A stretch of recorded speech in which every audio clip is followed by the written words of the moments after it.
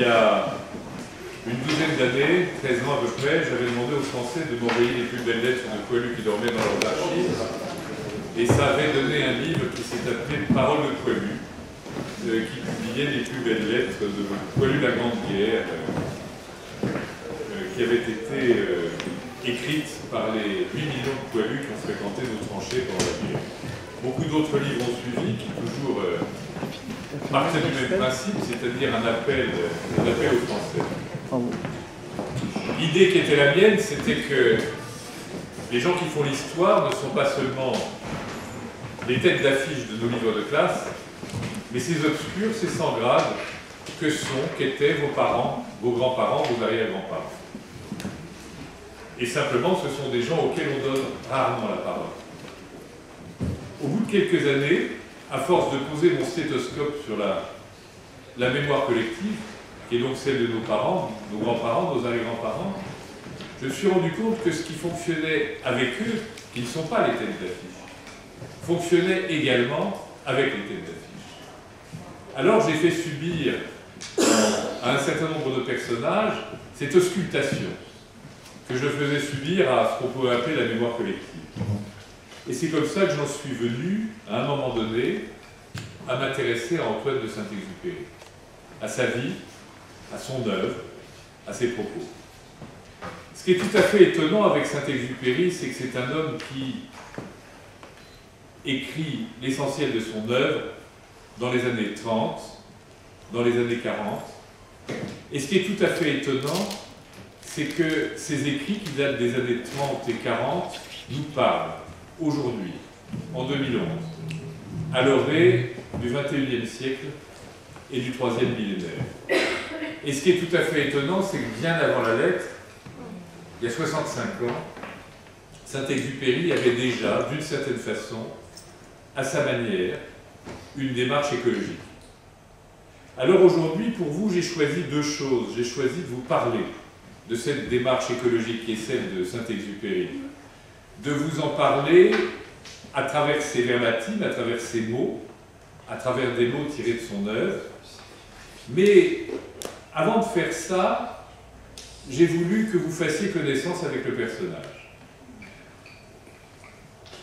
J'ai sorti ce livre, La mémoire du Petit Prince, il y a à peu près un an, et entre-temps, il y a un musée privé, un musée parisien qui s'appelle le musée des lettres et des manuscrits, qui est situé à Paris, 222 boulevard Saint-Germain, qui est riche d'à peu près 60 000 manuscrits, et qui a fait il y a quelques mois l'acquisition d'un petit film de 2 minutes 30, sur lequel on voit Saint-Exupéry en 1942 en couleur, filmé par un ami canadien, dans des circonstances que vous allez voir, avec un... C'était une des toutes premières fois où on utilisait dans l'histoire de la photographie et du film du Kodachrome couleur. Donc ce qui est très étonnant, c'est que le document que vous allez voir, vous allez avoir le sentiment du fait qu'il a été tourné il y a 10 minutes. C'est très étonnant. Il a été tourné en 1942, sur un lac ou sur un fleuve, au Canada, lors d'un week-end que Saint-Exupéry effectue avec des amis et dans des circonstances que le film va vous raconter. Donc le sujet fait une vingtaine de minutes. Il va vous permettre de faire un peu connaissance avec Saint-Exupéry. Vous allez savoir pourquoi il était au Canada à ce moment-là. J'espère que le son qui accompagne le DVD avec les moyens qu'on vient de mettre en œuvre là, ne sera pas trop mauvais. Et puis ensuite, quand vous aurez fait connaissance avec Antoine de Saint-Exupéry, à travers ce petit film très émouvant qui était encore complètement inconnu il y a moins de 6 mois, et qui est donc une trouvaille, une pépite, eh bien nous évoquerons la dimension du penseur écologiste chez Antoine de Saint-Exupéry. Donc on va démarrer le film, et j'espère que tout va bien se passer. Nous vivons les tout premiers jours du mois de mai 1942. La France étouffe sous la botte nazie et sous le pouvoir de la collaboration qui entoure le maréchal Pétain. Elle est coupée en 2 zones depuis près de 2 ans. Un premier convoi de 1000 juifs est parti de Compiègne vers Auschwitz le 27 mars. 5 autres vont le suivre au mois de juin, partant de Drancy, de Pithiviers ou de Beaune-la-Rolande. La France est plongée loin. Elle n'est plus que silence. Sa conscience et sa vie spirituelle ont parfois dû franchir la mer.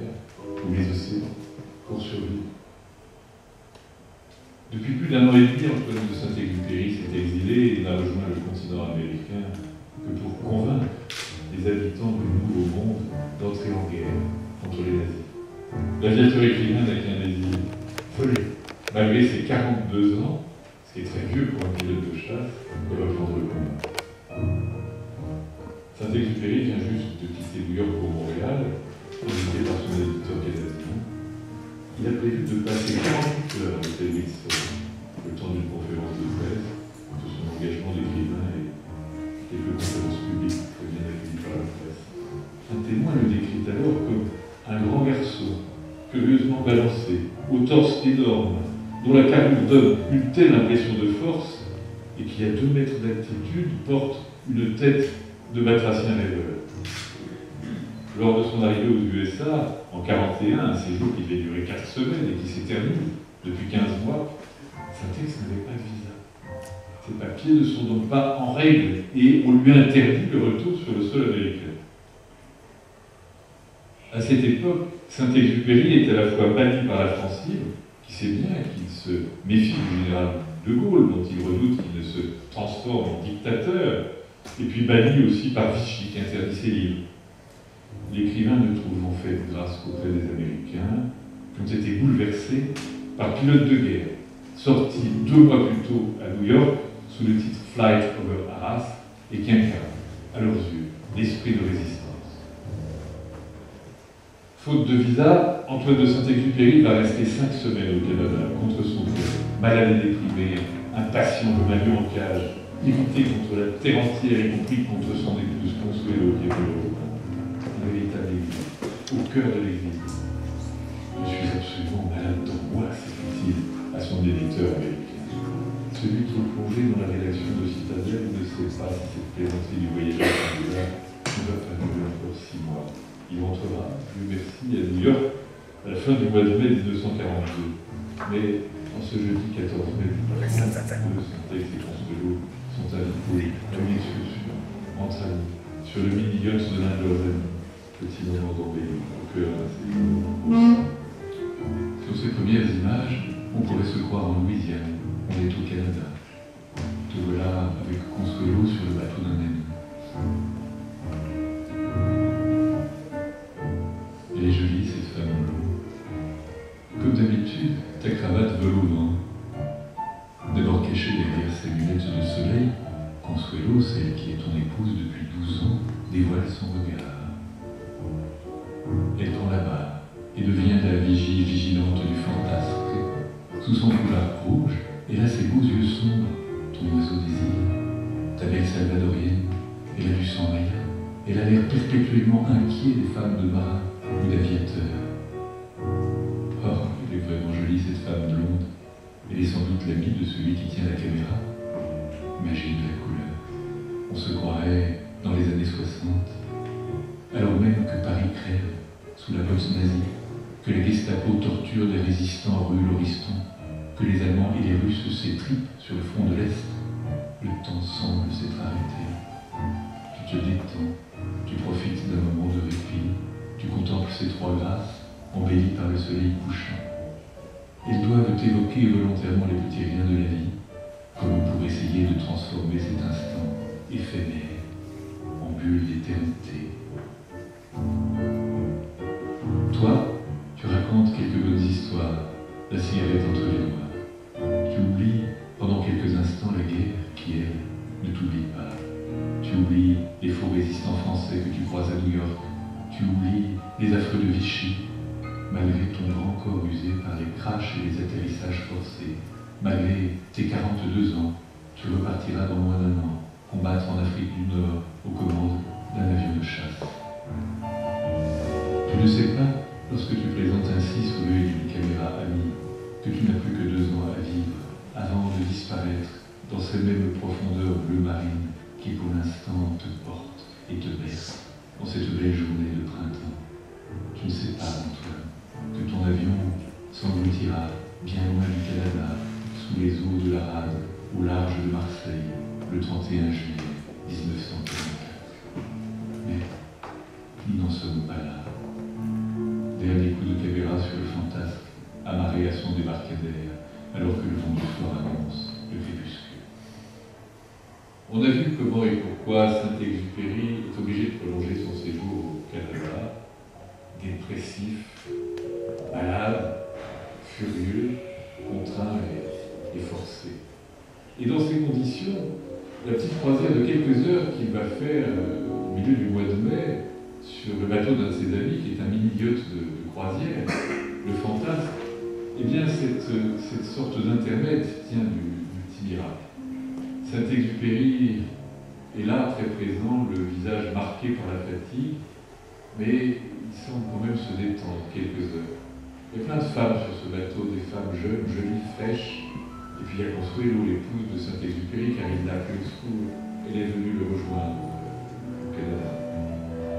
Ce petit film de 139 secondes a été tourné par un ami de Saint-Exupéry avec une pellicule Kodachrome couleur. C'est quelque chose de très rare pour l'époque et qui donne à la scène une présence absolument invraisemblable. Le film a été acheté par le musée des lettres et des manuscrits en 2010, en même temps que le livre de bord du Fantasme. Le livre de bord est quelque chose de formidable car Saint-Exupéry laisse sa trace avec un dessin du Petit Prince qui est quelque chose de très émouvant. Pendant longtemps, le Petit Prince ressemble à une sorte de tétard et ça très progressivement qu'il prend la silhouette qu'on lui connaît. Et à ce moment-là, le Petit Prince n'est encore qu'un autoportrait d'aviateur écrivain avec sa carrure d'haltérophile. Et simplement, Saint-Exupéry rajoute sous cette silhouette une petite phrase qui dit « Voilà, c'est moi, je suis émerveillé, je viens de découvrir le Canada et je reviendrai. » Et puis Consuelo rajoute sous cette mention « Et Consuelo, qu'elle veut bien appeler Québec. » Alors, il y a d'autres noms qui suivent la signature de Saint-Exupéry, et puis surtout une date, le jeudi 14 mai 1942. Le jour même où Charles de Gaulle, sur les antennes de la BBC, dans un de ses nombreux discours radiophoniques, s'adressant au reste du monde, dit la chose suivante: Hitler en sera pour sa rage, et Vichy pour son infamie. La France a choisi son camp, et c'est le camp des vainqueurs.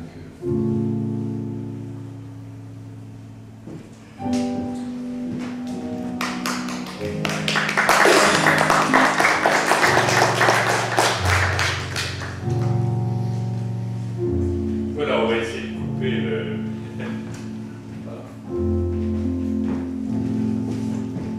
Alors, vous venez de faire connaissance avec Antoine de Saint-Exupéry. Vous avez beaucoup de chance, parce qu'il y a 6 mois, eh bien personne n'avait vu ce film. Donc personne n'avait ce sentiment, cette sensation que vous venez d'avoir en voyant Antoine de Saint-Exupéry en couleur, dans ce petit film muet dont nous avons fait ce petit montage d'une quinzaine de minutes. Alors vous savez que le 31 juillet 1944, l'avion d'Antoine de Saint-Exupéry n'est pas rentré de mission. Il n'est jamais revenu se poser sur la piste de la base corse de Borgo, où il officiait comme aviateur, où il se battait pour la France libre, au cœur de l'armée américaine, dans la mesure où les Français n'avaient pas voulu de lui. Il avait dépassé depuis très longtemps la limite d'âge des pilotes de guerre. Et c'est ce que je vous disais tout à l'heure, à l'orée du 3e millénaire, ce qui est incroyable, c'est que l'œuvre de Saint-Exupéry est un peu comme un vin de garde exceptionnel. 65 ans après sa mort, elle commence à peine à nous révéler toute sa portée. Et vous allez le voir tout à l'heure, preuve à l'appui, ces textes, dont je vais vous lire des petites citations, vous allez avoir le sentiment du fait qu'ils ont été écrits il y a 10 minutes. Vous vous pincerez par moments. Alors ces textes, eh bien, ils nous disent qu'aujourd'hui, le développement durable et solidaire ne saurait se résumer à ce à quoi on le résume en général. Au recyclage de nos frigidaires, des carcasses de nos voitures, de nos ordinateurs. Et il nous rappelle une chose. Qu'est-ce que c'est le plus gros problème écologique? Est-ce que c'est celui avec lequel on vous abreuve à longueur de temps, en vous parlant de la nature, des forêts, des prairies, de l'oxygène, du carbone? On a raison de le faire. Effectivement, c'est un vrai problème. Et c'est un vrai problème pour les siècles à venir.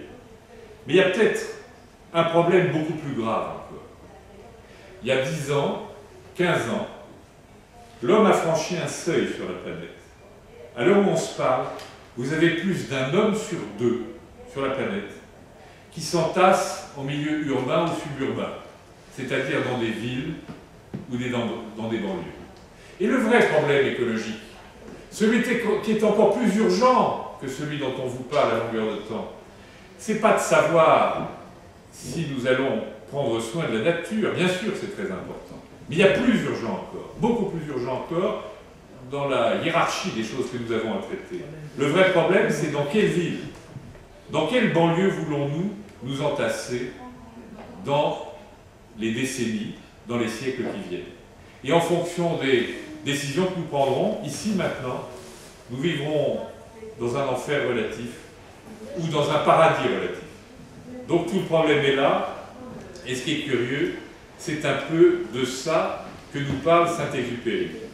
Et il y a une chose très très étonnante à cette époque-là, dans les années 30, dans les années 40, c'est de comparer le discours que l'on trouve dans l'œuvre de Saint-Exupéry à celui que l'on trouve dans l'œuvre de Charles de Gaulle.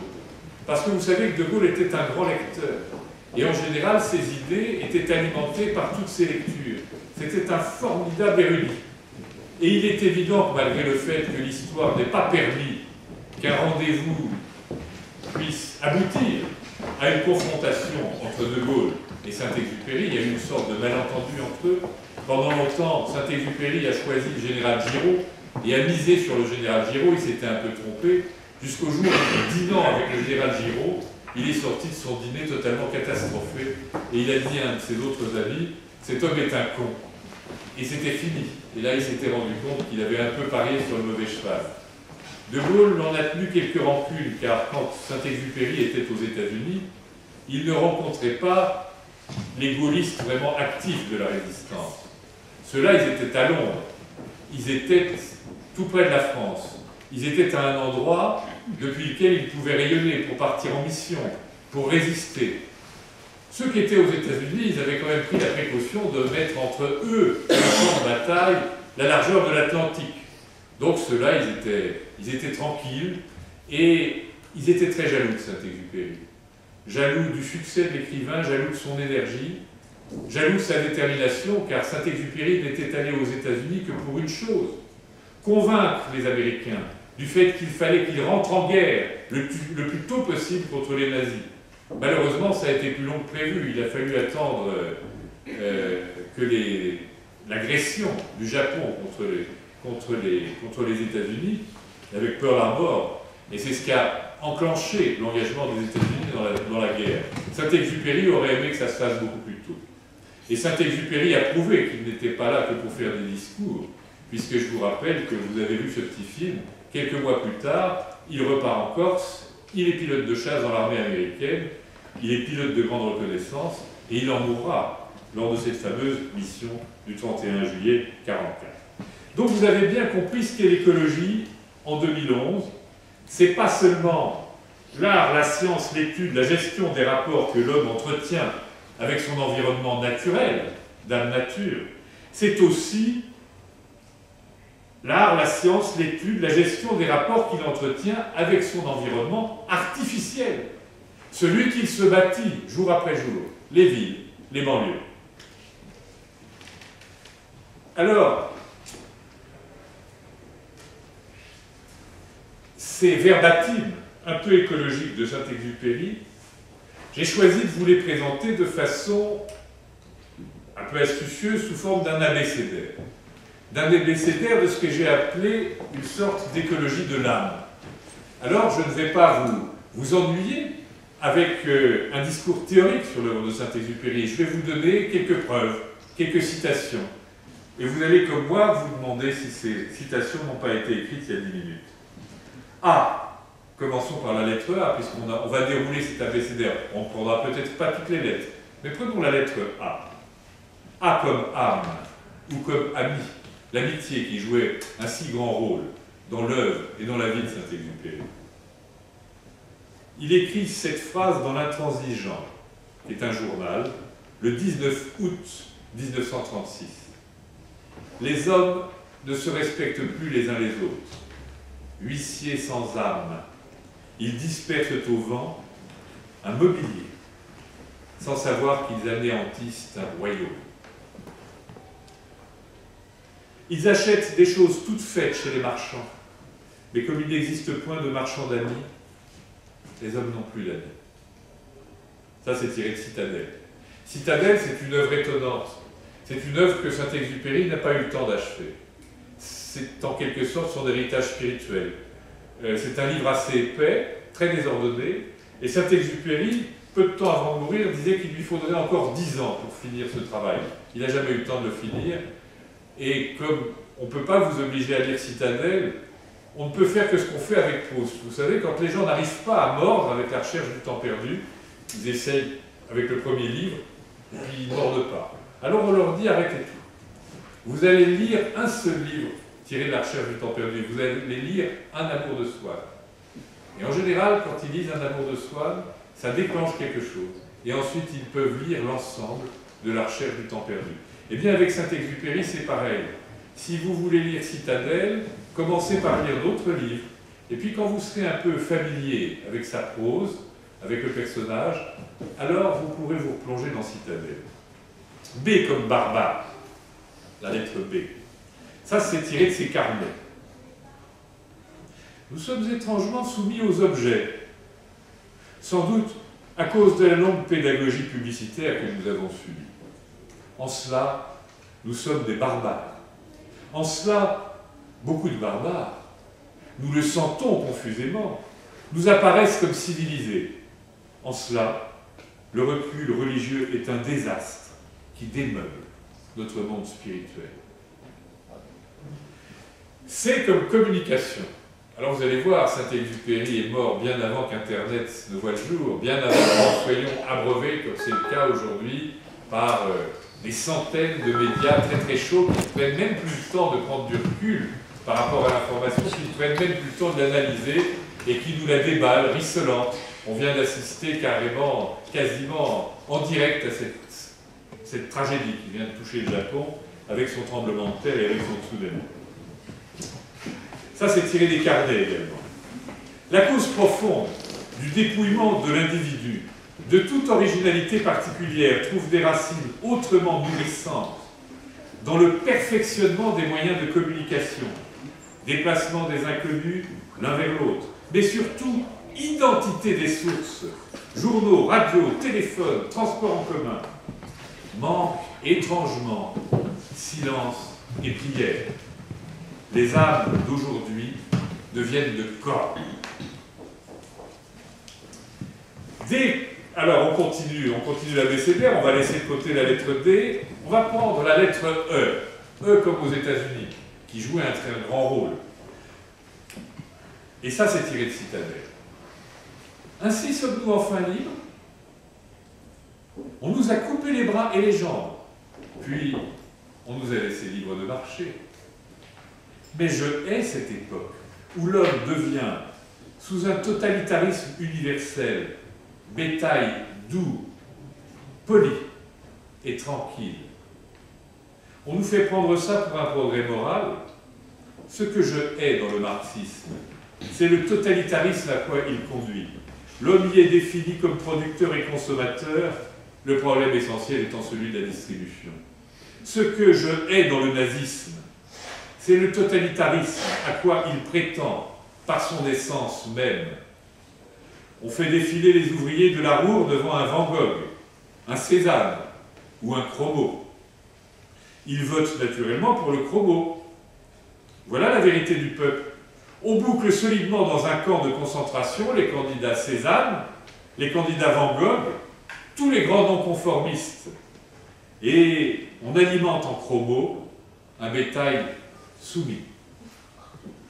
Mais où vont les États-Unis? Et où allons-nous, nous aussi, à cette époque de fonctionnariat universel? L'homme robot, l'homme termite, l'homme oscillant du travail à la chaîne, du système Bedeau à la belote, l'homme châtré de tout son pouvoir créateur et qui ne sait même plus, du fond de son village, créer une danse ni une chanson. L'homme que l'on alimente en culture de confection, en culture standard, comme on alimente les bœufs en foin. C'est cela, l'homme d'aujourd'hui. Pas mal. La forêt, on en parlait tout à l'heure, F comme forêt. L'homme et la forêt. Quand il n'y aura plus rien que l'homme, l'homme s'emmerdera excessivement. Il a déjà perdu contact avec le fauve et en partie avec les forces de la nature. Et voilà qu'il transforme la planète en terre maraîchère. G comme grandeur. L'idée de grandeur seule élargit l'homme. L'homme réduit à n'être que lui-même, qui se contente de son auge et donc de son petit remplacement, qui accepte son lot d'idées sans prétendre pour elle à l'universalité, est un homme satisfait, donc un homme mort. H comme hygiène. Quand on a terminé sa toilette du matin, il faut faire soigneusement la toilette de la planète. L, on saute quelques lettres, L comme liberté. Ma liberté d'aujourd'hui ne repose que sur la fabrication en série qui nous châtre des désirs dissidents. C'est la liberté du cheval dont les harnais n'éclairent qu'une route. De quoi suis-je libre, Seigneur, dans mon ornière de fonctionnaire?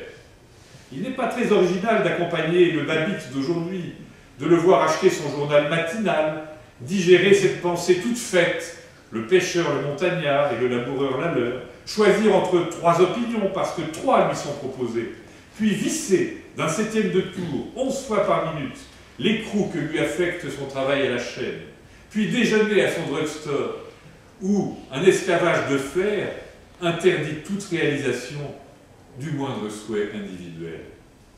Puis, à la séance de cinéma, où M. Z l'écrase lui-même de sa bêtise dictatoriale, puis à sa séance de baseball, les jours de congé.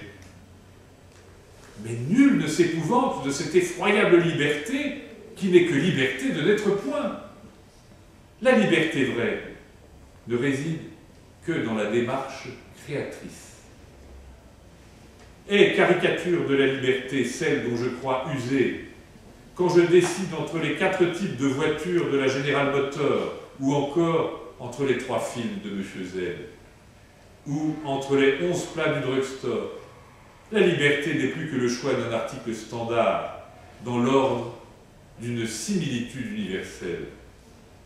Il donne le choix aux condamnés d'être empalés ou d'être pendus. Et j'admire qu'il soit libre. C'est joli ça. Alors on va passer à la lettre Q comme qualité. La première qualité pour comprendre est une espèce de désintéressement, d'oubli de soi. Les gens du monde utilisent la science, l'art, la philosophie, comme ils utilisent les grues. S comme spirituel.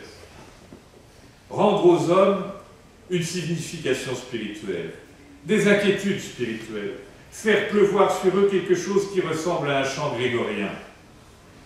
On ne peut vivre de frigidaire, de politique, de bilan et de mots croisés, voyez-vous. On ne peut plus vivre sans poésie, couleur, ni amour. Tous les craquements des 30 dernières années n'ont que 2 sources. Les impasses du système économique du XIXe siècle, on pourrait dire du XXe siècle aujourd'hui, et le désespoir spirituel.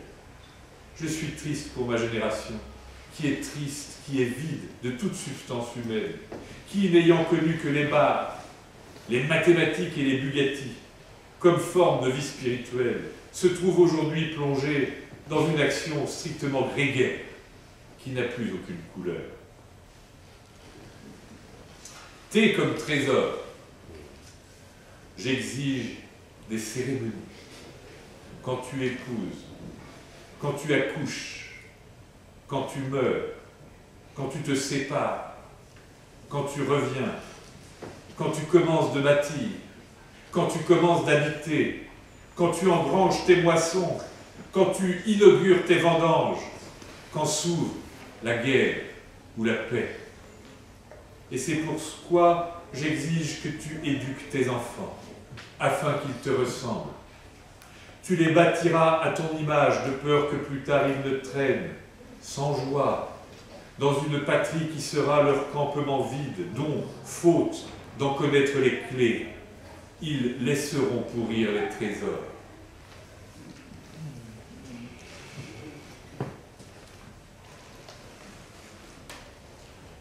V comme vide.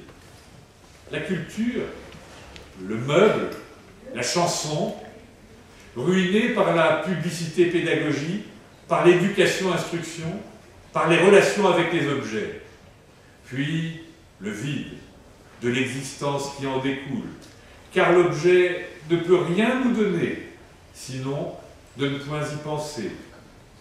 Loisir, confort. Son intérêt ne réside que dans son anéantissement. De l'argent, s'il vous plaît, pour oublier l'argent. Y comme yeux. Les yeux sont aveugles. Il faut chercher avec le cœur. Il te suffisait de fermer les yeux pour faire la paix dans le monde, pour effacer du monde les rocs, les glaces et les neiges, à peine closes, ses paupières miraculeuses. Il n'était plus ni cou, ni chute, ni muscles déchirés, ni gel brûlant, ni ce poids de la vie à traîner quand on va comme un bœuf et qu'elle se fait plus lourde qu'un char. Déjà tu le goûtais, ce froid devenu poison et qui, semblable à la morphine, t'emplissait maintenant de béatitude. Ta vie se réfugiait autour du cœur. Quelque chose de doux et de précieux se blottissait au centre de toi-même. Ta conscience, peu à peu, abandonnait les régions lointaines de ce corps qui, bête, jusqu'alors gorgé de souffrance, participait déjà de l'indifférence du marbre. Ça, c'est tiré de Terre des Hommes. Et puis on va finir par Z, Z comme Zénith, ça c'est tiré de Pilote de guerre. C'est une des plus belles œuvres de Saint-Exupéry avec Le Petit Prince. Alors je vous recommande la lecture ou la relecture de Pilote de guerre. L'acte essentiel ici a reçu un nom. C'est le sacrifice. Sacrifice ne signifie ni amputation, ni pénitence. Il est essentiellement un acte. Il est un don de soi-même à l'être dont on prétendra se réclamer. Celui-là seul comprendra ce qu'est un domaine, qui lui aura sacrifié une part de soi, qui aura lutté pour le sauver et peiné pour l'embellir. Alors lui viendra l'amour du domaine. Un domaine n'est pas la somme des intérêts, là est l'erreur, il est la somme des dons. En place d'affirmer les droits de l'homme au travers des individus, nous avons commencé de parler des droits de la collectivité. Nous avons vu s'introduire insensiblement une morale du collectif qui néglige l'homme. Cette morale expliquera clairement pourquoi l'individu se doit de se sacrifier à la communauté. Elle n'expliquera plus, sans artifice de langage, pourquoi une communauté se doit de se sacrifier pour un seul homme. Pourquoi il est équitable que 1000 meurent pour délivrer un seul de la prison de l'injustice. Nous nous en souvenons encore, mais nous l'oublions peu à peu. Et cependant, c'est dans ce principe qui nous distingue si clairement de la termitière que réside avant tout notre grandeur. Ça, c'est joli, ça.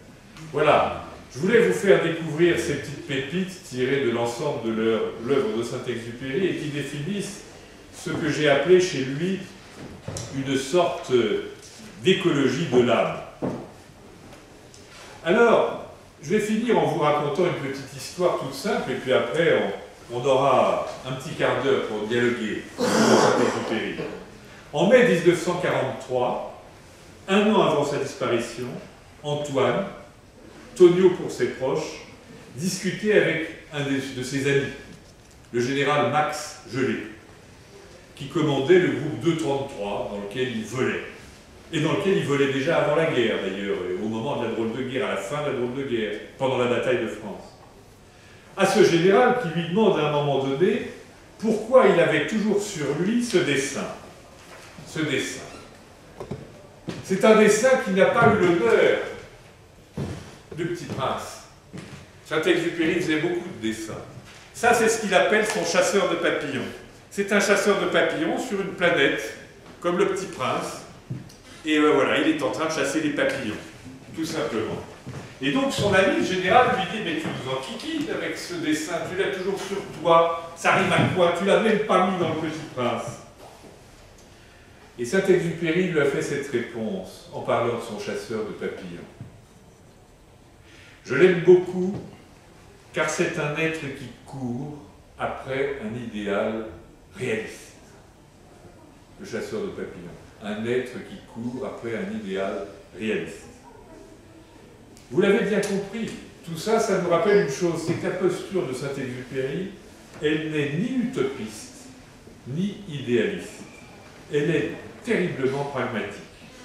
La postérité s'en est déjà rendue compte, puisqu'elle lui attribue sans cesse une pensée que tout le monde note comme étant de Saint-Exupéry, et dont à ce jour, personne n'a retrouvé la trace dans son œuvre. C'est assez étonnant. Vous avez sans doute entendu cette phrase, elle est dans les dictionnaires de citation. Nous n'héritons pas la terre de nos parents, nous l'empruntons à nos enfants. Eh bien, celui qui trouvera cette phrase dans l'œuvre de Saint-Exupéry, à mon avis, il n'est pas sorti du ventre de sa mère, il n'a même pas été conçu d'ailleurs. Mais c'est intéressant de savoir qu'on attribue cette phrase, probablement issue de la vieille sagesse africaine ou du vieux folklore européen, on ne sait pas trop, qu'on l'attribue à Saint-Exupéry. En fait, l'écrivain pilote avait sans doute trop de droiture pour reprendre à son compte et dans ses écrits ce proverbe, probablement africain. Et il s'est peut-être contenté à un moment donné, dans une conversation, de façon verbale, de citer ou de transcrire une dédicace égarée. Mais Saint-Exupéry savait bien que la Terre était menacée et que les générations qui suivraient devraient survivre pour se désengluer de l'éphémère et prendre le temps de bâtir des rêves durables et solidaires, afin que ce qu'il appelait la termitière future, ne soit point dévorée par ses propres habitants.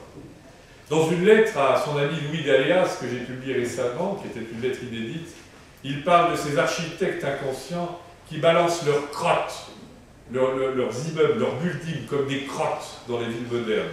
C'est quelque chose de tout à fait intéressant. Quand vous allez à Prague, vous êtes dans le centre-ville qui est absolument magnifique, le vieux Prague.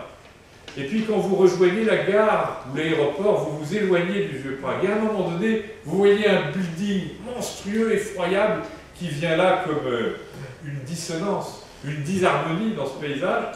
Alors vous demandez au chauffeur de taxi, c'est quoi ce building? Et il vous répond ça, c'est l'immeuble français. Voilà, No Comment, c'est un immeuble relativement moderne. Alors il savait bien, Saint-Exupéry, qu'il arriverait un jour où les masses seraient installées sans direction sur l'écorce nue de la terre, comme il le disait. C'est ça le risque qu'on prenait. Que alors ces masses n'habiteraient plus nulle part. Souvenez-vous du Petit Prince, sur sa planète, on le voit sur la couverture de ce livre, sur sa planète, qu'est-ce qu'il faisait sur le plan écologique, le Petit Prince? Il faisait deux gestes. Il avait deux gestes pour prendre soin de sa planète. Il devait surveiller les baobabs, parce que quand les baobabs prolifèrent, ils deviennent trop gros et ils bouffent tout le reste, et ils empêchent tout le reste de pousser. C'est un peu comme des mauvaises herbes, mais ce n'est pas des mauvaises herbes, ce sont des arbres immenses. Et puis, il surveillait les volcans. Il coupait les uns, les baobabs, il ramenait les autres, les volcans.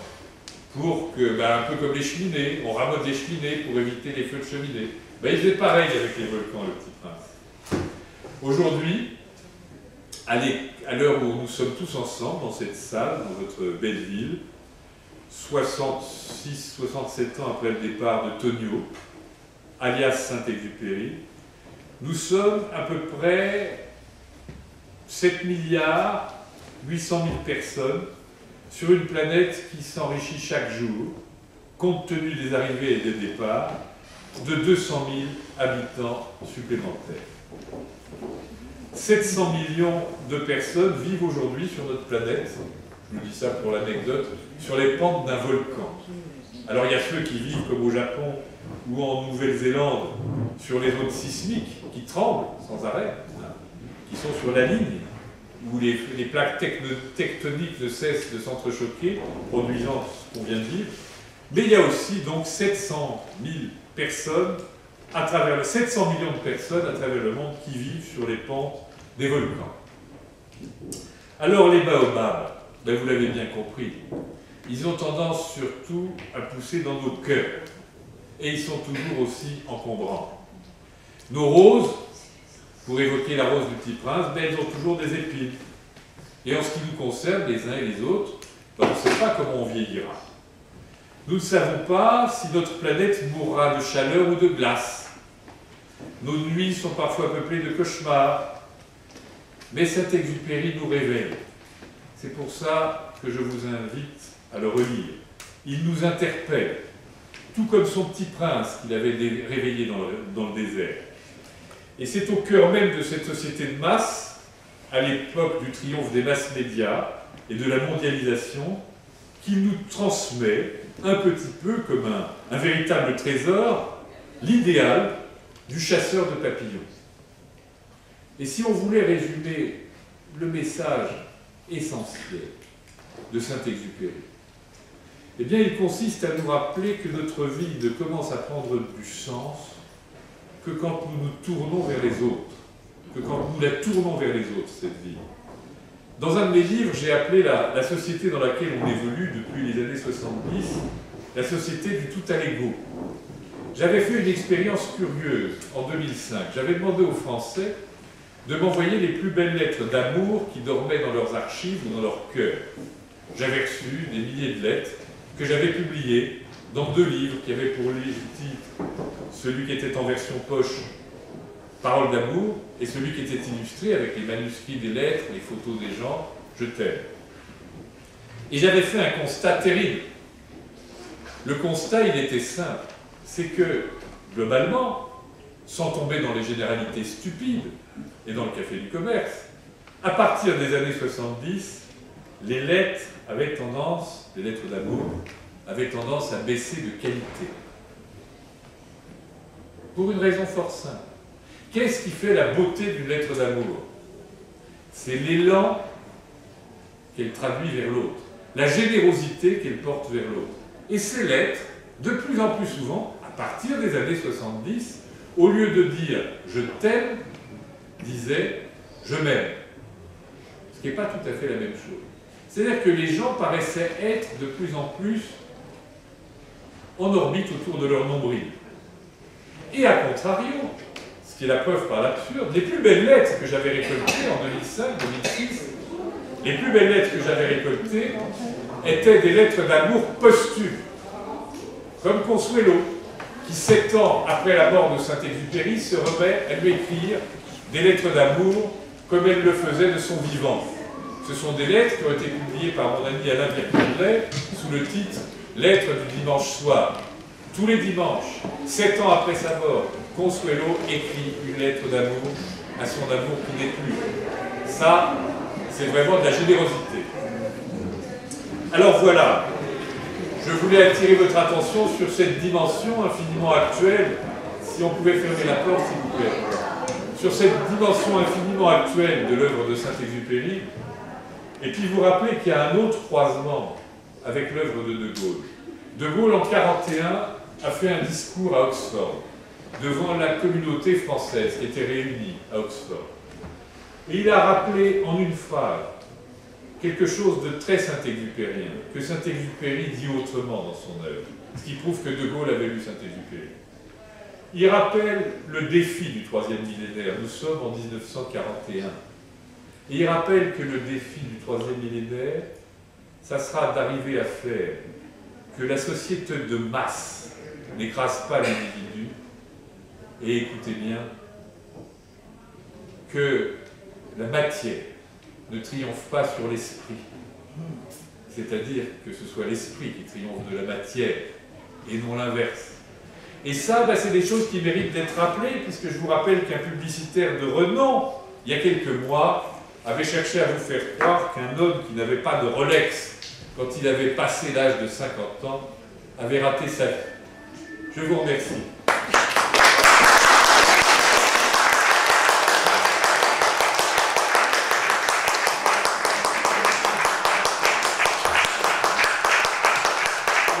Il nous reste 10 petites minutes avant que les enfants ne viennent vous apporter toute la fraîcheur de leur spectacle. Avez-vous des questions à poser sur ce que je viens de vous dire, sur Saint-Exupéry, sur ce petit Philippe que vous avez vu tout à l'heure? Madame? Je peux simplement citer une citation, je crois que c'est dans Citadelle. Il a dit « Seul l'esprit, s'il souffle sur la glaise, peut créer l'homme. » Oui. C'est à l'image de ces phrases magnifiques. Il y a eu quelque chose de très injuste avec Saint-Exupéry. Il y a des gens qui ont dit, après tout, cet auteur est un peu niais. Il écrit des choses pour les enfants, un peu niaises. Relisez Le Petit Prince, vous verrez que c'est tout sauf exclusivement un conte pour enfants. Il faut que vous sachiez que Saint-Exupéry avait dans ses sources d'inspiration des contes de votre enfance que vous n'avez pas oubliés les uns et les autres, mais pas n'importe quel conte. Faites un retour en arrière. Revenez à l'âge de votre enfance. Souvenez-vous, il y avait deux sortes de contes et d'histoires qu'on vous racontait pour vous endormir. À ma main gauche, vous aviez les contes de Grimm et de Perrault. Ces contes, c'est toujours un peu le même schéma. Il n'est pas question dans ces contes de transgresser la société. La société a ses règles. Et si vous naissez laquais, fille de ferme, souillon d'auberge, la seule façon que vous ayez de devenir princesse un jour, ou prince, ou roi, passera par le surnaturel, par l'extraordinaire, par la magie. Mais on ne transgresse jamais les règles sociales. Et souvenez-vous, dans ces contes, tout est horrible. Les belles-mères passent à la marmite, les enfants rôtissent, on arrache le cœur des jeunes filles, on est dans le grand guignol sans arrêt. Souvenez-vous de Cendrillon, souvenez-vous de La Belle au bois dormant, souvenez-vous d'Hansel et Gretel. Et puis, de l'autre côté, vous avez les contes d'Andersen. Les contes d'Andersen sont tout sauf des histoires à dormir debout. Les contes d'Andersen sont des histoires, des petites nouvelles qui vous racontent le monde tel qu'il est, avec sa part de bonheur et surtout aussi avec sa part de tristesse. Souvenez-vous, La bergère et le ramoneur, les habits neufs de l'empereur, la petite sirène. Ça finit souvent mal chez Andersen, ça finit comme la vie. Une de ces histoires la plus déchirante, c'est sans doute La petite marchande d'allumettes. La petite marchande d'allumettes, elle est en face d'un dilemme. Elle a des allumettes. Elle crève de froid. Elle crève de faim. Elle a deux solutions. Si elle craque ses allumettes, elle ne va pas mourir de froid tout de suite. Elle mettra un peu plus longtemps à mourir. Elle va se réchauffer. Mais elle n'aura plus rien à vendre. Donc elle mourra de faim. Donc elle est dans une alternative impossible. Et c'est toute la tragédie de l'existence humaine, suivant beaucoup de philosophes scandinaves, de conteurs scandinaves, comme peut l'être Hans Christian Andersen. Et Andersen nous aide à voir la vie en face. Et quand il était enfant, Marie, la maman d'Antoine de Saint-Exupéry, ne l'endormait pas avec les contes de Perrault. Elle ne l'endormait pas avec les contes d'Andersen. Elle l'endormait avec les contes de Grimm, pardon. Elle l'endormait avec les histoires d'Andersen, qui sont très particulières. Et quand vous pensez au Petit Prince, pensez toujours à Andersen. Il y a un lien de cousinage énorme entre ces deux univers.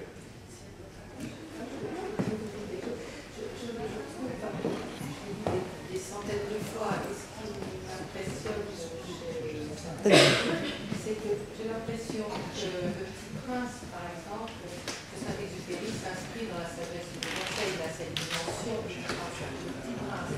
Et peut-être que Saint-Exupéry, c'est d'avoir écrit Le Petit Prince qui peut être lu par tout le monde. C'est-à-dire qu'on a l'impression que, quel que soit l'individu, que ce soit un enfant, un adulte, un vieillard, il le comprendra là où il en est et à son niveau. Il trouvera toujours quelque chose, il restera une graine qui n'aura pas fini de grandir. C'est une espèce de... Ça, c'est magique, c'est-à-dire on le lit enfant, il y a quelque chose qu'on a lu, on s'en souviendra, ce sera déjà transformé. Donc on va le relire, on va redécouvrir et c'est à la vie. Moi, je redécouvre toujours, à chaque fois j'ai l'impression que j'ai bien compris, que je recomprends. C'est des fois frustrant et en même temps c'est quand même jouissif parce que c'est toujours à découvrir. Ben, vous avez 10 000 fois raison, et vous venez de résumer une des choses qu'un certain nombre de terroristes intellectuels ne pardonnaient pas à Saint-Exupéry. C'est la même chose qu'ils ne pardonnaient pas à Camus. C'est pour ça qu'il y avait des dissensions, par exemple, entre Sartre et Camus. Il y avait d'autres raisons. Camus, Saint-Exupéry, ce sont des gens dont l'écriture est limpide. Ils sont clairs. On n'est pas obligé de se prendre la tête entre deux mains pour comprendre ce qu'ils ont à dire. Et même si parfois c'est subtil, il y a toujours, comme chez Victor Hugo, un premier degré qui est perceptible. Victor Hugo était pareil. Pour prendre l'image d'une montgolfière et d'une nacelle, Victor Hugo veillait toujours à laisser traîner l'échelle de corde pour que n'importe qui puisse monter dans la nacelle. Alors de temps en temps, les gens disent de Victor Hugo, il a des vers de Mirliton. Il parle des lions fiers. Les lions fiers, c'est plat. Eh bien oui, mais les gens qui pensent ça sont des ignorants. Ils ignorent que fier est emprunté au langage héraldique. Et fier, ça ne veut pas dire fier comme un petit banc, fier comme un taban. Fier, en langage héraldique, ça veut dire dressé sur ses pattes de derrière. Donc quand il parle de long fier, ben on voit très bien les blasons, ça désigne très précisément le lion debout, dressé sur ses pattes de derrière. Donc le vers est beaucoup moins faible qu'il n'y paraît. Il faut faire attention avant de critiquer les gens. Et c'est ce qu'on pardonne parfois pas à Hugo, c'est ce qu'on pardonne pas à Albert Camus, c'est ce qu'on ne pardonne pas à Saint-Exupéry. Quand beaucoup de terroristes intellectuels vous vendent leur terrorisme et leur vent, parce que ce sont souvent des marchands de vent, pourquoi expliquer de façon confuse ce qui est clair, hein, on se demande bien. Ben voilà ce qu'on reproche souvent à Saint-Exupéry. Monsieur, vous avez d'autres questions? Oui, je tiens à dire, un petit peu en spécialiste d'Albert Camus, que le rapprochement entre Albert Camus et Saint-Exupéry tient à cette réponse qu'il a fait à Sartre. Sartre disait « Il est normal que les terroristes algériens n'ayant pas d'avion mettent des bombes dans les tramways. » Et Saint-Exupéry a répondu à Sartre « Tais-toi, ma mère prend le tramway à Alger. » Eh oui, vous voulez dire Camus, oui. Camus, bien sûr. C'est Camus qui a dit ça. Et il s'est rapproché de la vision, on peut les rapprocher sur cette réponse. D'autres questions? Moi, j'avais juste une petite qui n'a rien à voir avec son œuvre, c'est juste avec cette série. On a découvert il y a pas longtemps que son avion qui était au large de Téhéran, et on lui a donné une référence sur ça me pensait que c'était... Ben, je vais vous dire, Saint-Exupéry, moi j'ai un petit panthéon personnel dans lequel figurent des gens comme Alain Fournier, comme Jean Zay, comme Jean Moulin, comme Antoine de Saint-Exupéry. Ces gens ont été des gens absolument incandescents. Et il y a quelque chose de très curieux, quand les gens sont incandescents, la postérité cherche en partie, systématiquement, à les salir, comme si le mythe était trop blanc. Et depuis que Saint-Exupéry a disparu, il y a des gens qui l'aiment, et puis il y a des gens qui cherchent toujours, comme ils l'ont fait avec Alain Fournier, l'auteur du Grand Môle, à le salir, à le calomnier, à le traîner dans la boue. Qui était Saint-Exupéry? Saint-Exupéry et les femmes, par exemple. C'est quelque chose de très intéressant. Saint-Exupéry, c'est un écorché existentiel.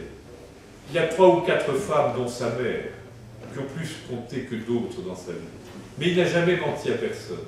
Il y avait chez Saint-Exupéry des femmes qui comptaient fondamentalement pour lui, parmi lesquelles on peut trouver sa mère, sa sœur, Consuelo, son épouse, Nelly Vaugué, et puis il y a celle qui était de passage. Mais Saint-Exupéry était un tel solitaire, un tel écorché existentiel. Solitaire parce qu'à l'époque de l'aéropostale, à l'époque de la guerre, il ne pouvait pas être chez lui, au foyer, dans ses pantoufles, c'était pas possible. C'était un baroudeur, il vivait sa guerre, il vivait l'aéropostale. Il y avait donc des femmes de passage, parce que je pense que Saint-Exupéry ne pouvait pas imaginer ne pas s'endormir sur une épaule féminine. Il avait besoin de cette présence humaine, tellement sa solitude était grande. Et ces femmes-là, il ne leur mentait jamais. Il dit dans ses écrits, à un moment donné, qu'il y a des mots qu'il n'utilise jamais. Il n'a jamais fait croire à une femme de passage qu'il l'aimait, au sens où il aimait Consuelo, au sens où il aimait Nelly Vaugué. Il n'y avait pas de mensonge, c'était des sortes de liens entre adultes, consentants. Et jamais la femme, dans son esprit, n'était avilie. Jamais elle n'était un objet. Simplement, c'était un grand solitaire et il avait besoin de cette présence. Alors, on a beaucoup fantasmé et cherché à salir Saint-Exupéry, de la même façon que des gens ont prétendu qu'Alain Fournier avait été fusillé par les Allemands parce qu'il aurait abattu des blessés allemands sur des civières dans un hôpital militaire allemand. C'est complètement absurde, on a retrouvé son corps, on avait déjà un témoignage à l'époque, et on sait que tout ça n'est que calomnie. Le fait qu'on ait retrouvé sa gourmette est quelque chose d'incroyable. Sur le plan statistique, il n'y avait pas 1 milliard de chances sur... Enfin, c'est incroyable. On n'a pas retrouvé son corps, on n'a pas retrouvé les parties les plus superficielles de son avion, on n'a retrouvé qu'un châssis, on trouvera peut-être d'autres choses, ce sera intéressant, parce on pense maintenant avoir retrouvé le pilote allemand qui s'appelle Horst Tripper, je crois, qui a abattu Saint-Exupéry. Beaucoup avaient revendiqué le tableau de chasse. Ce qui est intéressant, en apparence, c'est de savoir pourquoi Saint-Exupéry est mort. Est-ce qu'il a été abattu? On s'est demandé à un moment donné s'il ne s'était pas suicidé, ça serait très étonnant. Parce qu'il avait bien rangé ses affaires avant de partir pour sa dernière mission. C'était pas son genre. Mais il y avait peut-être une sorte de pressentiment.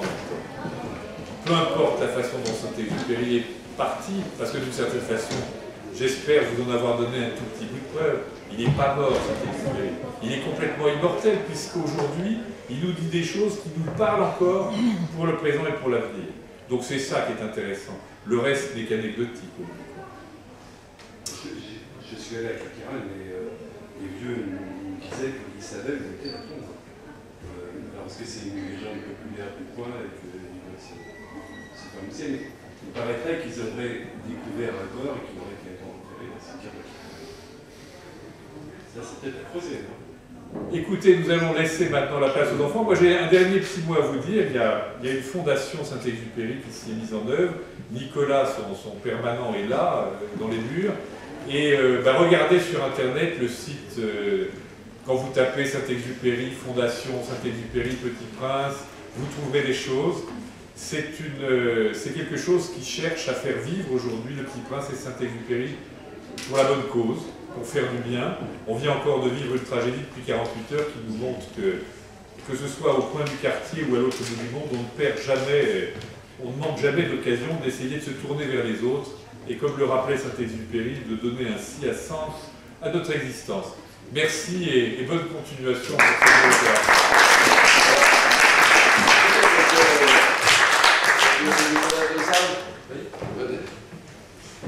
Ce qu'on pensait ce matin, M. le député maire voulait vous saluer, mais oui, je vous salue, Michel Mélenchon. Alors je voudrais que vous applaudissez M. Jean-Pierre Guénaud, qui nous a fait l'honneur d'honorer la 10e édition du festival.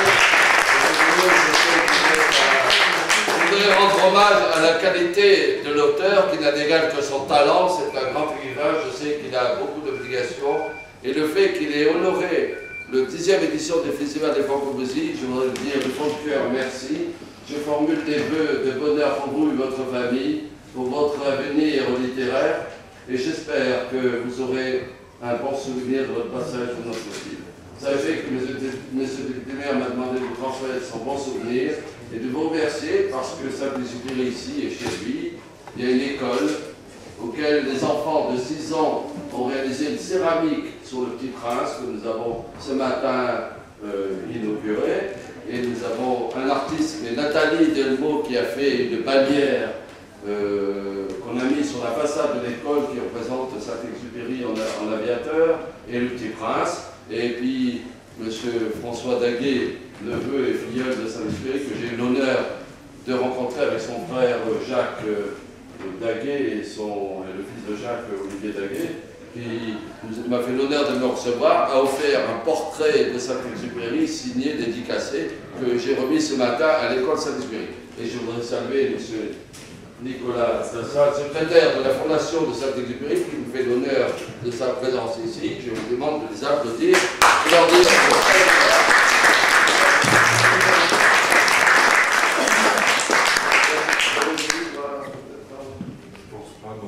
c'était pas pour ça. C'était pour faire rêver Saint-Exupéry.